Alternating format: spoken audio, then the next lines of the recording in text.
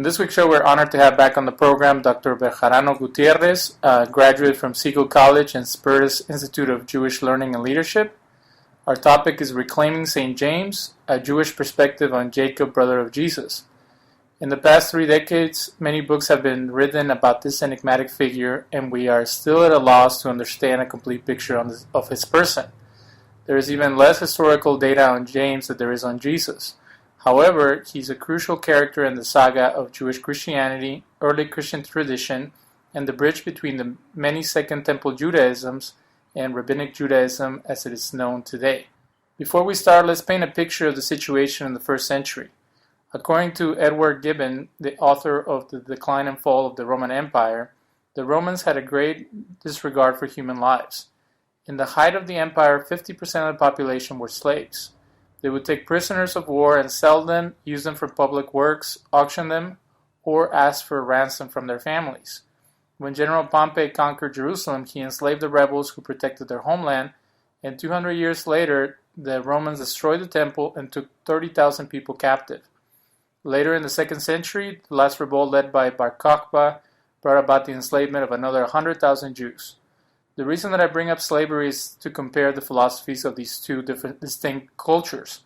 Philo of Alexandria, a Hellenistic Jew, opposed slavery, and the Essenes, who lived in the Dead Sea, were known as some of the first abolitionists of that time, since there was no slaves in their community. Some scholars believe that the reason Christianity spread so rapidly among the Gentile audiences in the Roman Empire is because it brought a message of theistic anthropology, which saw every human as created in the image of God, as compared to the perspective of the Greco-Roman elite, which allowed freedom and redemption to only a selected few. Welcome to the show, Dr. Bejarano Gutierrez. Hello, David. It's good to be back with you. Thanks. So we're talking about James. To start off, why is it important for Jewish studies to learn more about James, the brother of Jesus? Well, I think that the reason that there has been so much interest, even as far back as the 1800s, and I think that if you look at different sources, even in the medieval period, I mean, it's a different context because Jews were under physical and theological assault from the dominant Christian environment in which they lived. There has always been this interest in the origins of Christianity because it's inevitably part of the Jewish experience. And I think that there has been a recognition that if early Christianity could be understood better, the relationship of Jews to Christians might improve. There might be a better understanding of the Christian message.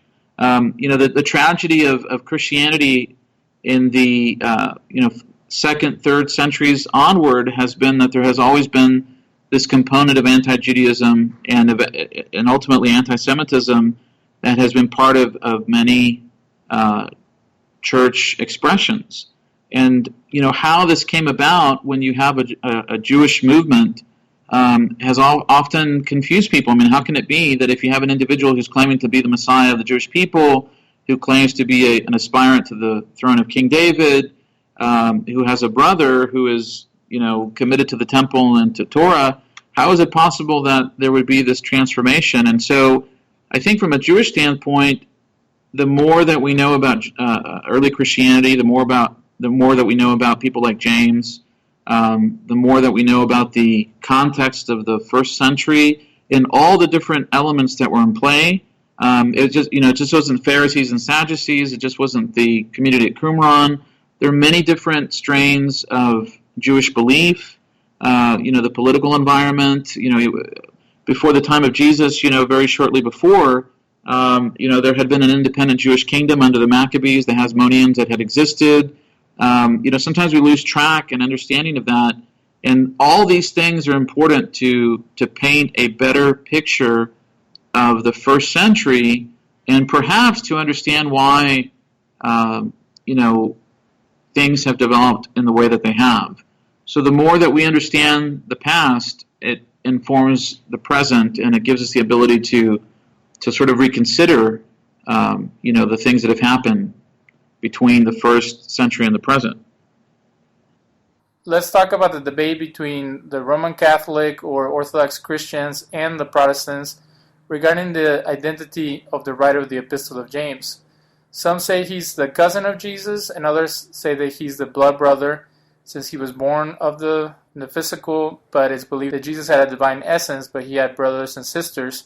Is there any way for historians to find out more about his lineage? Well, there's some information that's recorded in the patristic literature, the church fathers, although the records that they present regarding James are sometimes convoluted, sometimes are based on previous texts. I think it's the church historian Eusebius that mentions that James was called the Lord's brother, or the brother of Jesus. Of course, there are references in the New Testament that indicate that as well. What that exactly means, of course, as you said, is the subject of debate. Eusebius mentioned that he was Joseph's son, and I think that the opinion that has been formed in the Catholic Church has been, of course, that he was the son of a previous marriage. What we find in other sources in patristic literature, like Clement of Alexandria, Jerome, and some other Epiphanius, there's usually very little reference to the specifics of who he is in terms of whether it's Joseph's son or is it Jesus' full brother, etc. But there's an awareness that he has a special, for lack of a better term, genetic link with Jesus. So there is a recognition that there is a bond between them that somehow is related to Jesus' extended family. From the Jewish standpoint, several books have been written about James. Can you mention some of them, and what is the perspective? How can Judaism or different Jewish scholars connect or reclaim this figure as is known as one of the founders of the original Christian church? Well, I think that the interest in James for Jews and academics has been sparked in part by the discovery of the Dead Sea Scrolls. I mean, there's always been this question about the relationship between Jesus and Paul. Joseph Klausner, in his book, and the early part of the 20th century, essentially painted Paul as the individual who transformed the message of Jesus into something that was very different from its Jewish origins. And I think, of course, that's the view that most people have taken over the centuries. But James has always been an enigma because most sources will recognize that, at least from what we know, it seems that he was very much dedicated and loyal to Judaism, to the Torah, to the temple. And so you even find, of course, the reference from Josephus about James. There's been quite a few books that have been written on him in the last 20 years. I'm thinking perhaps the most controversial one is Robert Eisenman's James, the Brother of Jesus. Robert Eisenman is a scholar on the Dead Sea Scrolls, and it's a very complicated book, but it really reveals in many ways this complex figure, and I think in some sense he's basing it on earlier works. There's a gentleman by the name of Hugh Schoenfeld, who is best known for the Passover plot back in the 1960s, but Hugh Schoenfeld had written about early Christianity in various volumes. He wrote a book called The History of Jewish Christianity and various other books that were in that along that theme. And he presented James as almost this kind of populist leader who was representing the poor masses against the elite, corrupt high priesthood. And what's fascinating is that these individuals, as well as there's another book, James the Just, by John Painter, I believe, came out like in 2004. I think it's actually called Just James. I apologize. And there's also a book by Herschel Shanks that came out, and also one by Bruce Chilton and Jacob Neusner. What they all ultimately do is they look at the sources that are found in the patristic literature, and those sources depict James as almost a counter priest. He is very much devoted to the Torah. He's in constant prayer. He's in the temple. And even though the traditions are difficult to follow, they imply that he had special access to the temple, to the holy place, that somehow he could enter. Now, how is that possible? It's not clear. But it almost, in some sense, reflects the ideology of the Qumran community, where they felt that the priesthood in Jerusalem was corrupt, and so they sort of were living out this counter Jewish community, or this sort of true Israel community.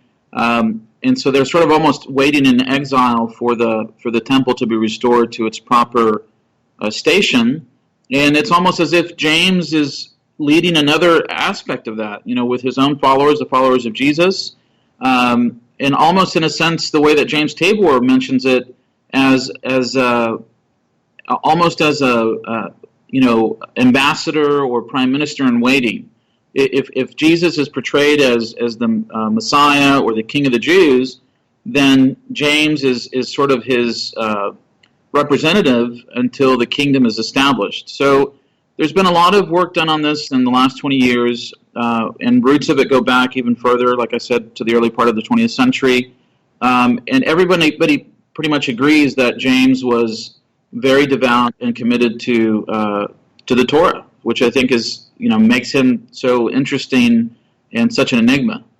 But let's talk about sources. What makes people think that he was religiously observant from a Jewish standpoint? I know there's a passage in Josephus that talks about how he was being defended by other Jewish factions when he was being persecuted by the Sadducees. Is that where they get the idea that he was keeping that tradition as compared to the common idea from Christian sources where there was no room for Jewish observance in the New Covenant Church? Well, I think it's, if I remember correctly, it's Eusebius, and then there's, I think, Epiphanius, another church historian and bishop, derives his sources, from earlier material. The title, the just, or James the righteous, they understand this to mean that it's in reference to his observance of the Torah. So I would agree that the passage in Josephus indicates that he has some kind of special standing. When you find him in the book of Acts, he basically has a discussion with Paul, and he notes that, there are rumors about Paul having violated the Torah, violated Jewish law, and that there are this mass movement in Jerusalem, which holds to the messianic claims of Jesus, and according to the words that are attributed to James, he describes them as these zealous Torah, observant Jews. And so when you put that together with the passage in Josephus, and then you look at the church fathers, they all seem to point toward an image of someone who is very devout, committed to the temple and committed to Torah, and that doesn't, at least from what we see, doesn't seem to have any kind of inconsistency with marrying his belief in Jesus as this messianic figure, and then also coupling that with his commitment to Judaism in whatever form that would have existed at that time. For those who are not familiar with Josephus, he is a Jewish general who, after being defeated by the Romans, he joined them and he became one of their historians. This is what he writes about James. And so he convened the judges of the Sanhedrin and brought before them the brother of Jesus, the one called Christ, whose name was James, and certain others, and accused them of having transgressed the law, delivered them up to be stoned. Those of the inhabitants of the city who were considered the most fair-minded and who were strict in observance of the law were offended at this. So many sources describe him as a Nazarite. Was this related to where Jesus and his family lived? The passage in Matthew which connects Samson to Jesus as a prophecy about him is intriguing. Are they talking literally about Jesus and possibly his brother taking a Nasarite vow? Or can they be talking about it as just because they were born in Nazareth and the terms are similar? Well, I think there might be a play on words. I wanted to read you a section that I found in my notes from Epiphanius. This is in the 4th century, and this addresses the issue of commitment to the Torah and also this question of the Nazarite vow. He says, "But we find that he also exercised the priesthood according to the ancient priesthood. For this reason he was permitted to enter the Holy of Holies once a year. As Scripture says, the law ordered the high priest. To James alone it was permitted to enter the Holy of Holies once a year, because he was a Nazarite and connected to the priesthood. James was a distinguished member of the priesthood. James wore the diadem, and in the notes they refer to this diadem as the nezer, or the sacerdotal plate on his head." Now, I think that passage sort of has everything that we talked about so far. he has some kind of access to the temple, which is in and of itself fascinating, if we can believe that. He's acting in accordance with the Torah, as Epiphanius refers to. He's a Nazarite, and he almost forms this counter-priesthood. And I think in some sense it's almost as if the Nazarites formed what I would refer to as an independent priesthood. And what I mean by that is if we look at the story of, of the prophets, I mean, there are different cases in which they function as priests, even though they themselves are not, at least from what we know, members of the Kohanim, of the priesthood. And yet they function in this auxiliary mode or this independent mode. And so there are different cases. I mean, you could look at someone like, again, they're not specific examples, but just sort of the idea behind it, where somebody like Samuel serves effectively as priest and prophet.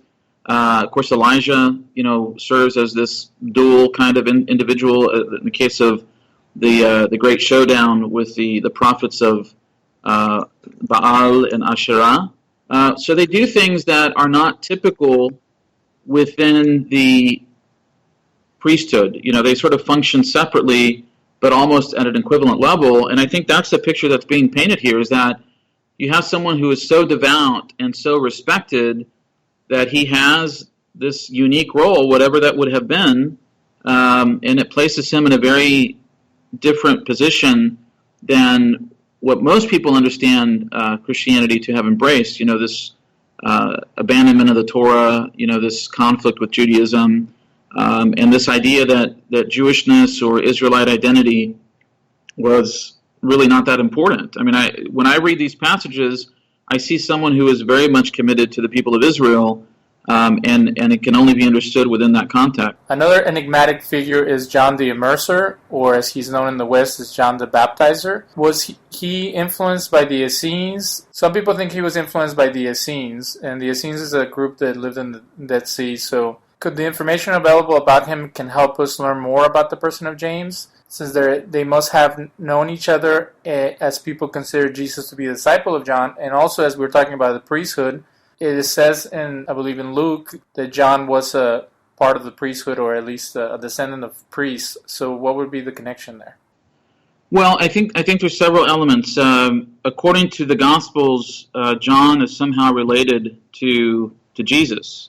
I think it's in the book of Luke where there's a claim that's made that Mary or Miriam or Maria, depending on Aramaic, Hebrew, etc., that she is related to Elizabeth, who is the wife of John's father, and so there's some kind of priestly connection there. So we have to speculate, but obviously we assume that there would have been some interaction. They would have known of each other. As far as the community of Qumran or the Essenes influencing John, I think the reason that people mention that is because of the fact that, of course, immersion, Tevilah, was something that the community at Qumran placed a great emphasis on. And I think they look at John, they say, well, he must have come up with this immersion or baptism from somewhere. But I think that the connection personally is just incidental. John does sort of fit that kind of independent, charismatic prophet. There is another connection that I find fascinating, is that the community at Qumran and John shared the view of the verse in the book of Isaiah that says, a voice calling in the wilderness, make ye straight the paths of the Lord. I'm paraphrasing, but it goes along those lines. And the Qumran community literally moved to the desert to create this community that they believed would be part of the bringing of the eschaton. And so John sort of does the same thing. He just does it in a little bit different area, but they have a lot of similarities. And I think that it's also important to note that the community in Qumran has a lot of concepts that we find in the New Testament. Of course, they use terminology like the way. They saw themselves as members of the way, the true way. And in the book of Acts, we find a reference to that term being used by the followers of Jesus. The Qumran community talks about the new covenant that's mentioned in Jeremiah 31. And of course, in the New Testament, it's the name itself. There's this discussion about the new covenant being brought into being or being renewed or introduced by the death of Jesus. And there's a lot of other commonalities. The term Holy Spirit. There's a lot of things that the Qumran community and early Christianity shared in common. So I think that's probably another reason why people look for a connection between John and the Essenes. But I personally don't think that's as much of an influence on him as sort of an older independent tradition that is probably based in this Nazarite tradition that very few people lived out at that time. Tell us about the Nasarite Vow, and also the connection is that Essenes or the Yacob, they had an independent priesthood, and they had their own, I don't know if they would perform sacrifices, but they had in a sense their whole temple complex in the desert as opposition to the Sadducees. So what does being a Nazarite entail, and is there any evidence that Jesus or James were living out that vow in the New Testament or in other sources? Well, in the New Testament, I don't think there's any reference to Jesus or James having been Nazarites. The Nazarite vow is described in the book of Bamidbar and book of Numbers. It's chapter 6, and the word Nazar, the word Nazir is usually translated as consecrated. They're separated. And there were basically three components to this vow. They were forbidden from eating or drinking anything that was derived from, from grapes. Wine, vinegar, even raisins, any kind of intoxicating liquor was prohibited. They were not allowed to cut their hair for the duration of their vow. And then the last concern was ritual purity, which of course connects it back to this idea that the Torah is extremely important because they're not allowed to come into contact with the corpses or even the graves of family members. And here I think we have maybe a connection to this idea of the priesthood, because the priests were also prohibited from coming across graves, and there were various restrictions on who they could actually come in contact with when someone died. At the end of the vow, there was a procedure where the individual would go to the mikveh, to an immersion pool, and they would make various offerings, a burnt offering, a sin offering, and a peace offering.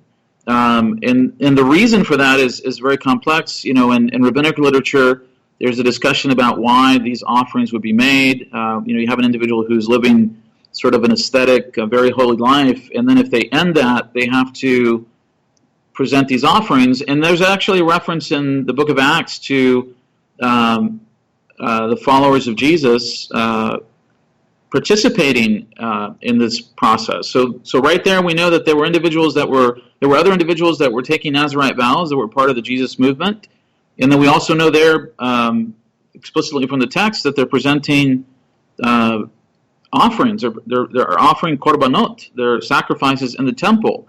So the temple, the Torah, Jewish life was not something that these individuals were adverse to. What happens later, as the message of Jesus spreads among non-Jews, obviously is a different story, at least I would argue, but it's clear that within the middle decades of the first century, you have a quote-unquote messianic movement that is very much committed to the pillars of Torah life, which ultimately are the temple and the sacrifices that are related with it.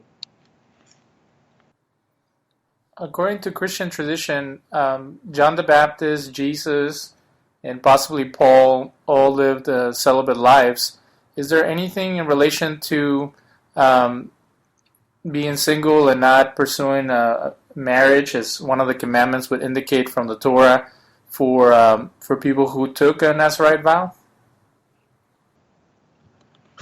As far as I know, no. I mean, it's the not being married was something that was very rare.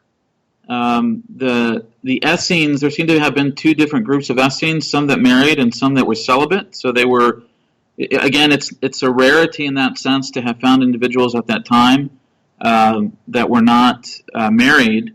It is something different about the New Testament, that it seems to be emphasized, or that marriage is not ideal. Although I think in some sense it appears to be related to this idea that if you believe that the end of the world or the end of the current time and space reality is about to change. The Roman Empire, its domination over the land of Israel, these powers of darkness, etc. I mean, there's many different Jewish movements at this time.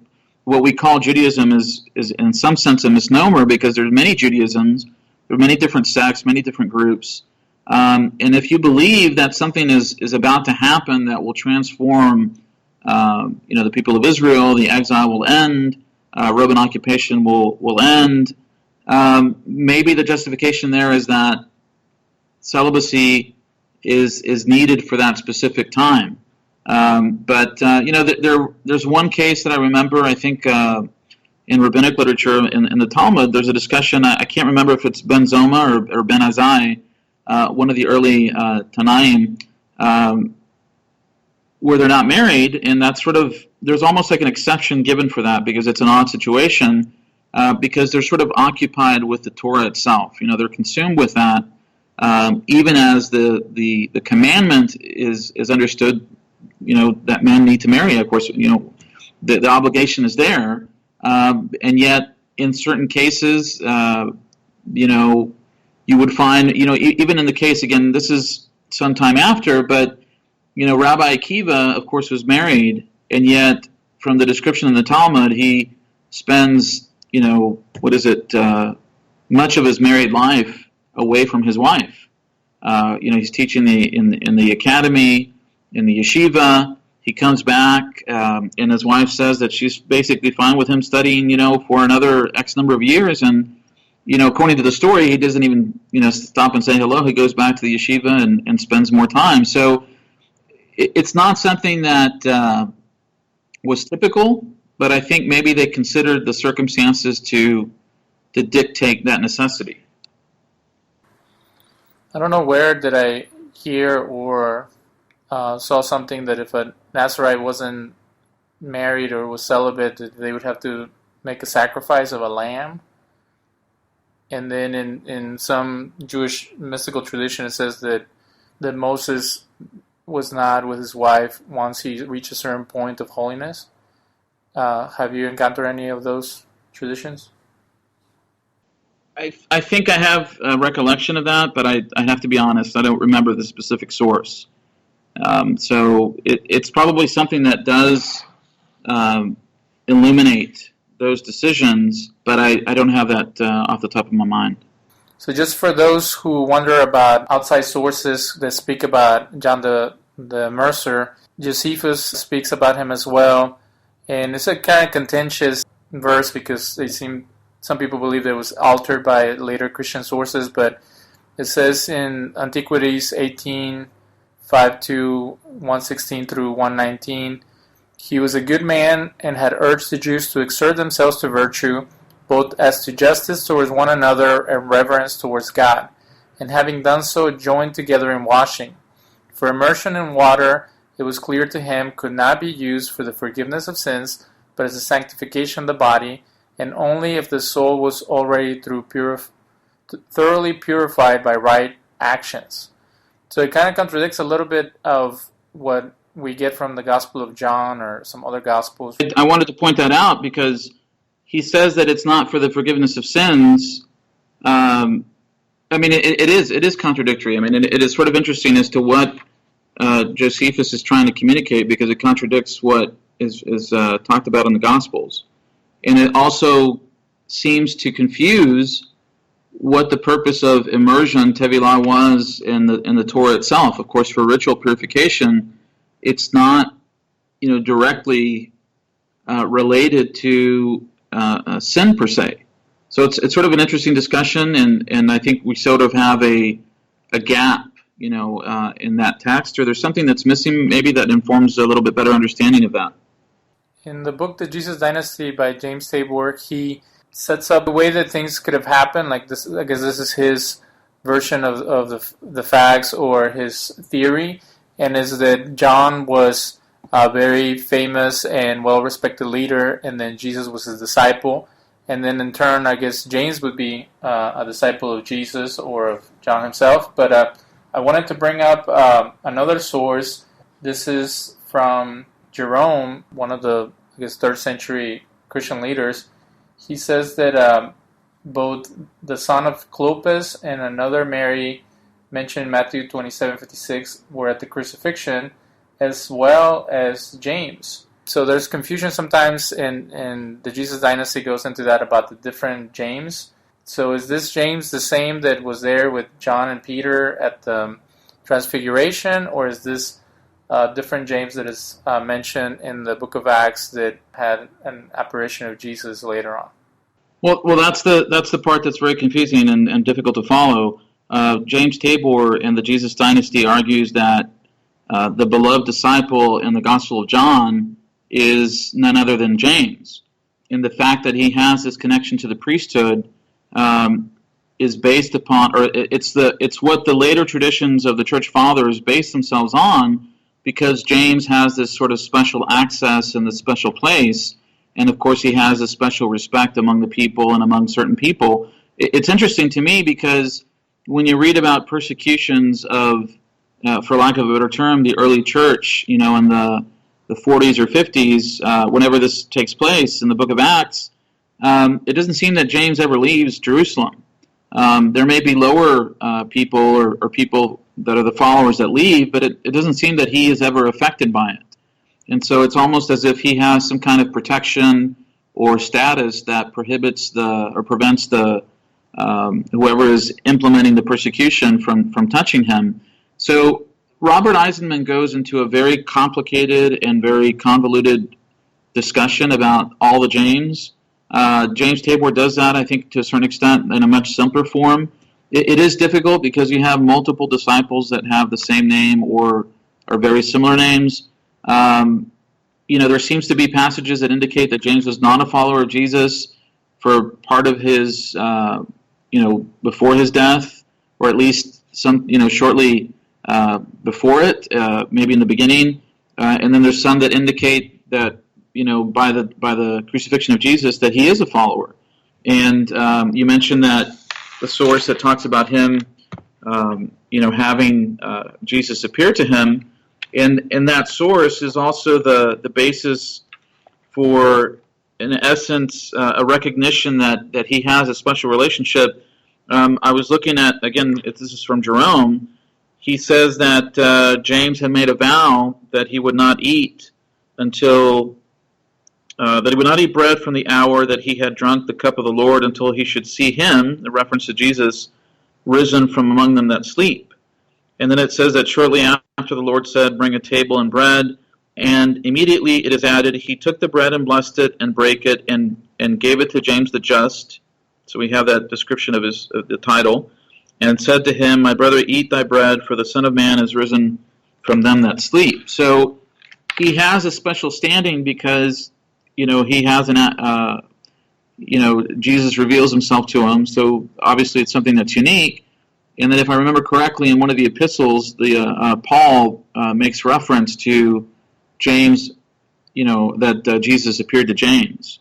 So, for that to be described or to be recorded, it gives James that special status. It's somebody who has, this special revelation. And the passage is in Galatians 1:19 where Paul mentions that James saw Jesus. But in Clement, in his 6th book of Hypotyposes, he writes that, "For they say that Peter and James and John, after the ascension of our Savior, that is also preferred by our Lord, strove not after honor, but chose James the just, Bishop of Jerusalem." So instead of the other James, John and Peter, he picked his brother James. And then in the 7th book of the same work, he relates that the Lord, after his resurrection, imparted knowledge to James the Just and to John and Peter, and they imparted it to the rest of the apostles, and the rest of the apostles to the 70, of whom Barnabas was one. But there were two Jameses, one called the Just, who was thrown from the pinnacle of the temple and was beaten to death with a club by a fuller, and another who was beheaded. Paul also makes a distinction of the same James the Just when he talks in the book of Galatians. But what is interesting is, there's a set of books, they're called the Apocrypha, who are not part of the New Testament, or I guess part of the canon of the Church Fathers by Christian sources, that also talk about James. In the Gospel of Hebrews, it mentions something similar to what Paul would say in 1 Corinthians regarding Jesus appearing to James after resurrection. And then in the Gospel of Thomas, one of the so-called Gnostic Gospels, says the following: "We're aware that you will depart from us. Who will be our leader?" These are the apostles talking to Jesus. Jesus said to them, "No matter where you come from, it is to James the Just that you shall go, for whose sake heaven and earth have come to exist." Pretty amazing. I think that's one of the most pro-Jewish or most traditional of the verses from the Gospels, the Gnostic Gospels, because they're often disconnected to history or not entrenched within a Jewish mindset. They're usually more ethereal and to a lot of scholars they seem more Hellenistic in nature. And here they're saying that James, who, again, if we were to define the word just as righteous or Torah observant, now has become the pinnacle of the message of Jesus, in a similar way where he would say that about John the Baptist or Peter in some of the other Gospels. Well, I think that passage is interesting because it sort of confirms this view of the unique status of James. So we have like these snippets in the New Testament. We have the New Testament Apocrypha. We have the Gnostic Gospels, as you mentioned. We have Josephus, and they all sort of contribute to this idea that James is the leader. I mean, he's the guy that makes the decisions in Jerusalem for this Jesus movement, and his authority is unquestioned. I mean, when you look at all the sources from the Church Fathers, they all seem to agree that he has like this, he's the head of this group, and whatever else comes from that, these independent traditions seem to verify that he has like the special status. And I think that there's I can't think of the verse right now, but there's a scripture in the Tanakh that says that the righteous are the foundation of the earth. I might be paraphrasing, but I know that that's something that has been sometimes connected to James. This idea that the righteous observance of the Torah is critical, and it's actually reflective of this early Jesus movement. Again, what happens in the coming decades, especially as we near the destruction of the temple, what happens, in the 2nd century, that's a different phase of the development of Christianity. But in the 20, 30 years from the 3rd decade of the 1st century until right before the destruction of the temple, you have a very Jewish movement, and it doesn't seem, it might be a competing movement, but it's one of many different movements that are in play. And at this stage, it's not a question of are they Jewish or not. It's they have a different vision as far as messianic expectations, but they're part of these various groups that are contending for their vision of what the Torah and Israel should be. So for our audience, Torah are the first 5 books of the Bible, and when we're talking about literature, but it could also be the tradition of Judaism, and then the Tanakh is the Hebrew scriptures or the Jewish scriptures, as some people might know them. So then we get to the point of a contrast between James and the Apostle Paul, and there's been multiple books that have been written. A lot of them, in a sense, attack Paul as someone who turned the religion into something else, or at least the movement. You have books such as Jesus and Paul by James Tabor, where it's pretty much a conspiracy between James and Paul, and how Paul, in a sense, he's attacking the leadership of James and other apostles for his different vision. There's another book. Daniel Boyarin wrote a book called The Radical Jew, who talks about Paul as, in a sense, a liberal Jew who he's trying to address some of the issues that modern Jews deal with regarding identity. And instead of focusing on strict adherence to Jewish tradition, he's more emphasizing values, morals, the overall picture of the spirituality and connection to the greater world. So where would your interpretation of the facts come in? Was it that just James was more strict because of his vows and his commitments, and then Paul was more lenient? Or is it like a riddle that up to this point people haven't been able to figure out? Well, I mean, I think that it's a very challenging question, because there are different approaches to this. I mean, obviously people who are theologians, they look at it based off the material that they have in their hands. The historian looks at this based off the evidence that one can see in front of him. There are Jewish issues, of course, that are very much connected to this because of the impact that a non-Jewish Christianity, if you will, has had on the Jewish world. I think from a surface reading, there seems to be a very different approach or emphasis between James and Paul. Again, the challenge that we have is that we don't really have a lot of material that we know is from James. I mean, even the letter that is attributed to James, we can't prove that it's actually written by him, although it seems that from what we know, it sort of seems to fit his personality, if we can say that. I think there is some type of tension. That's my personal opinion.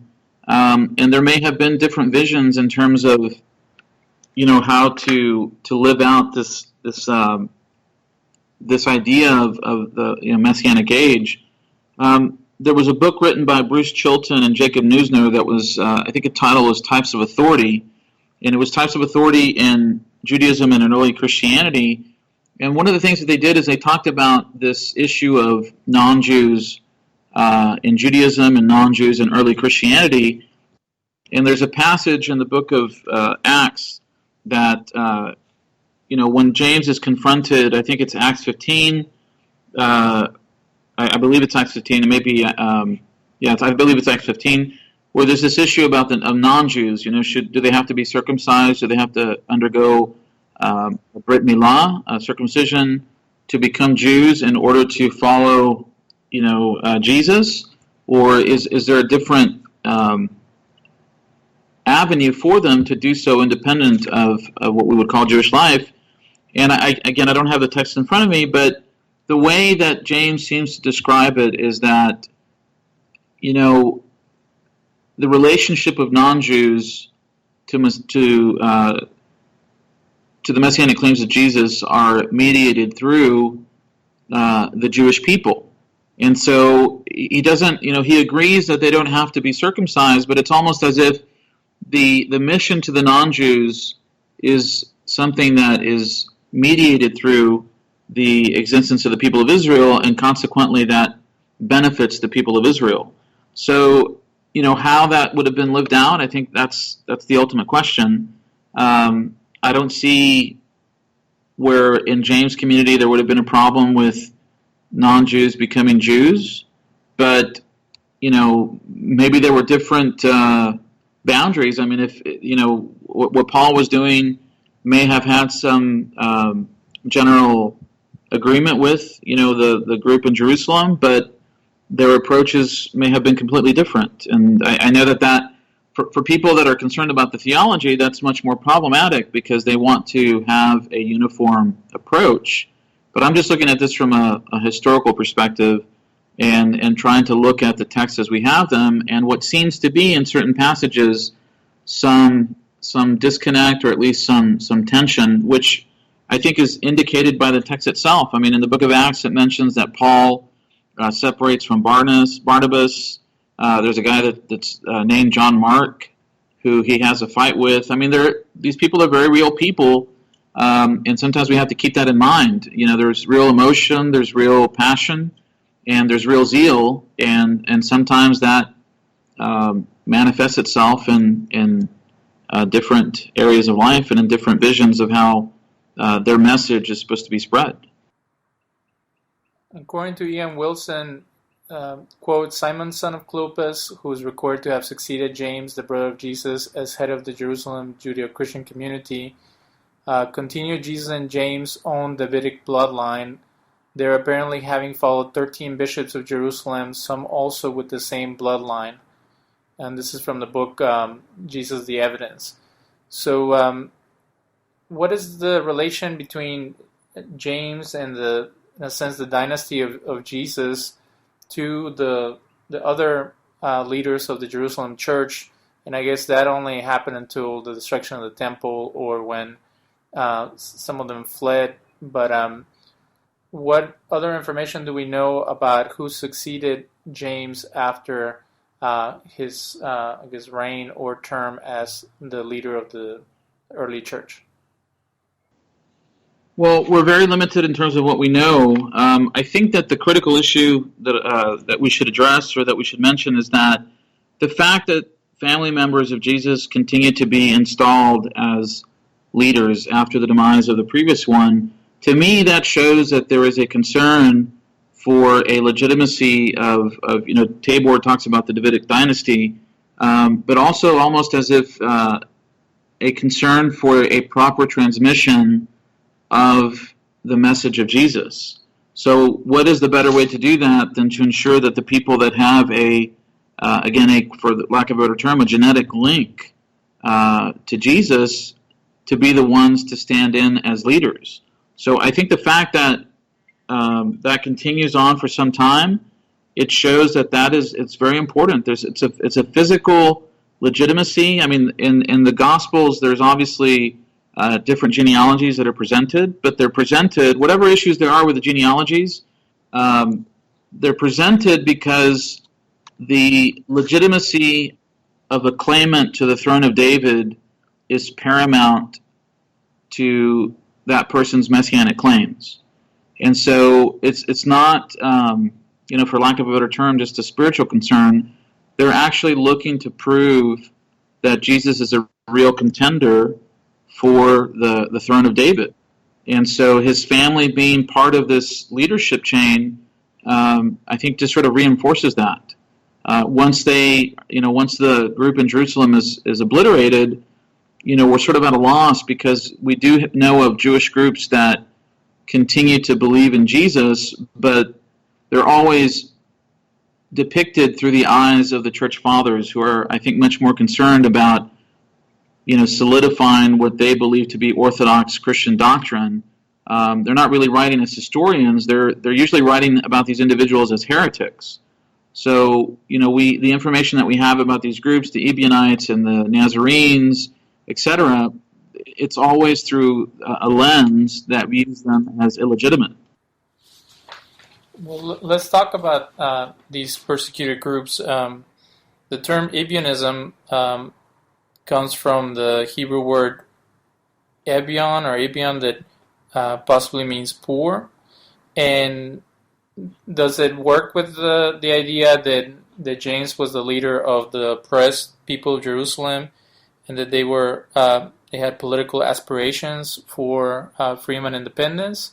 There's been many books written about Jesus being a revolutionary, or from what is depicted in the Gospels of spending time with some of the people who weren't well accepted among the Roman and the Jewish elite. Is there any proof of that? And then, in a sense, by them being persecuted by the militant church, they were also kind of the pariah, or the people who were least powerful at that time. Well, I think it's interesting, and there's several cases in which in the New Testament where there's reference to the poor of Jerusalem.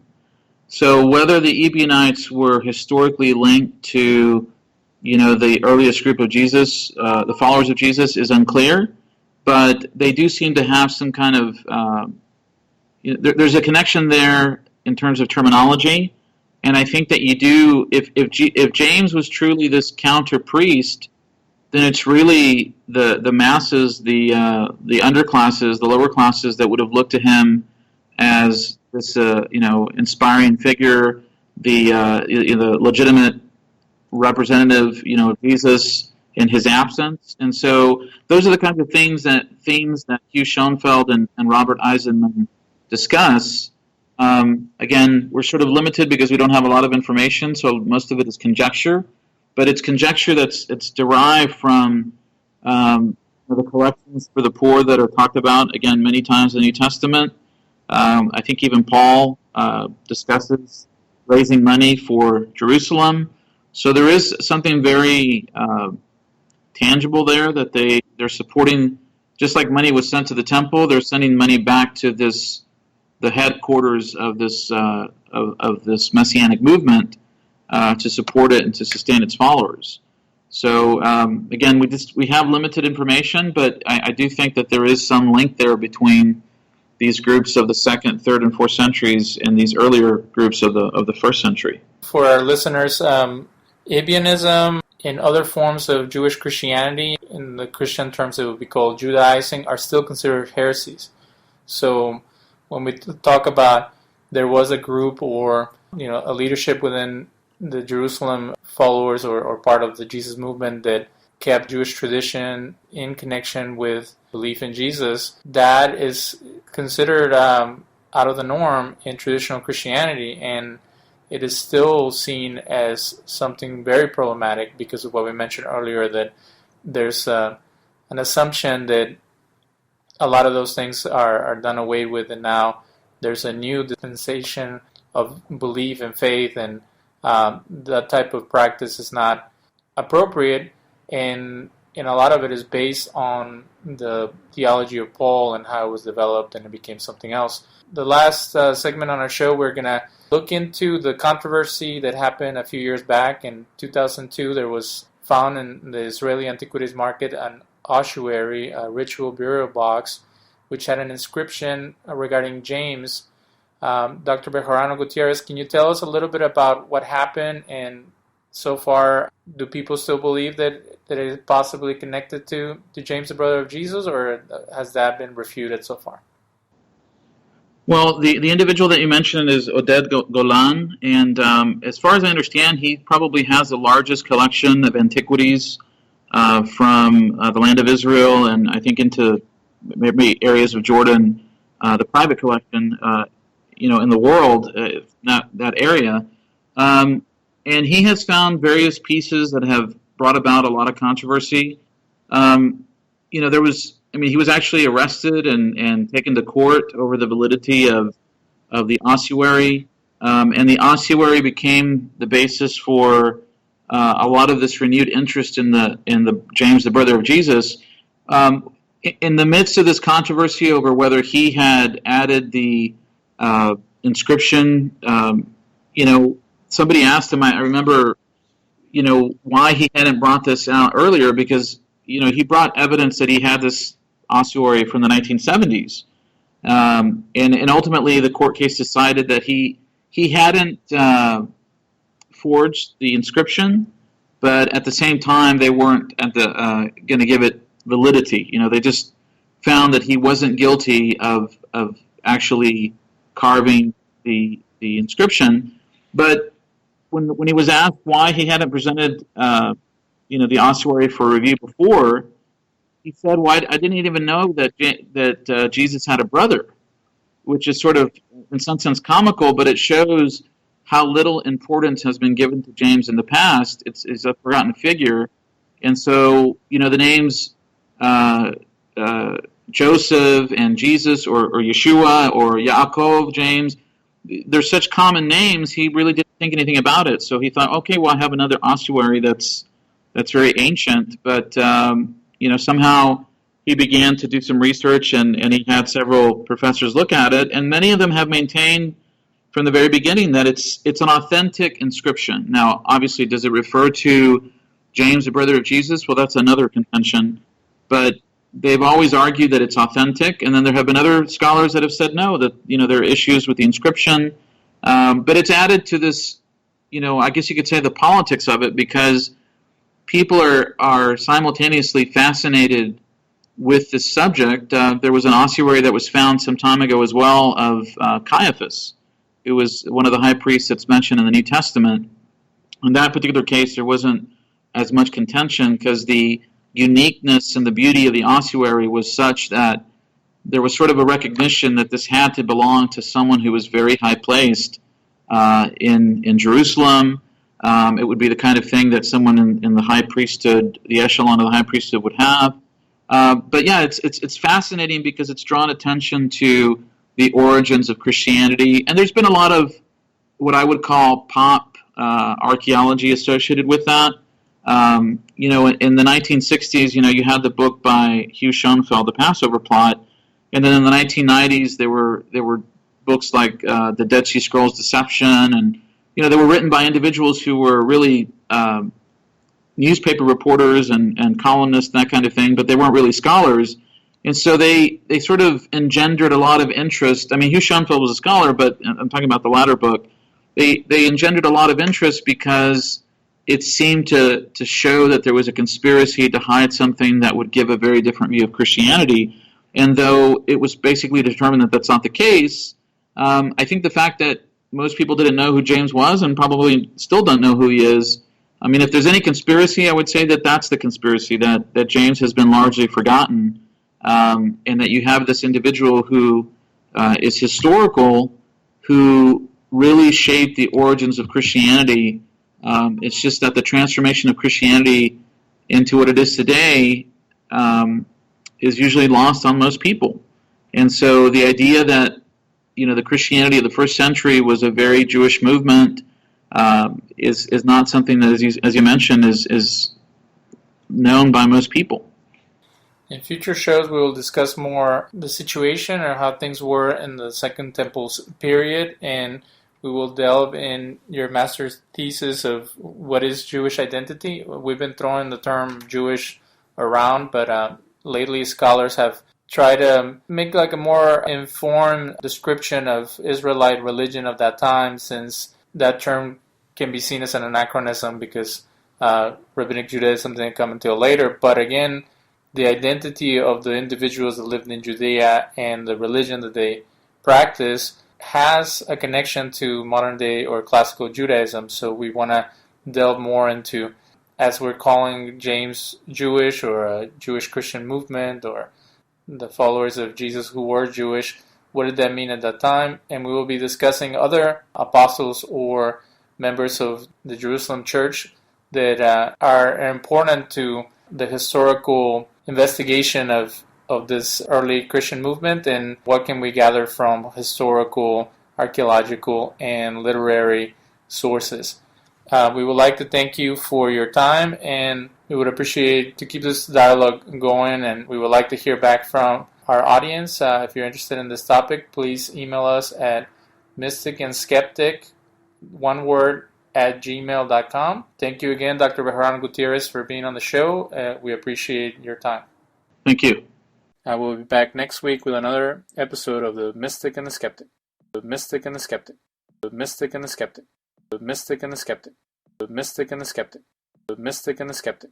The Mystic and the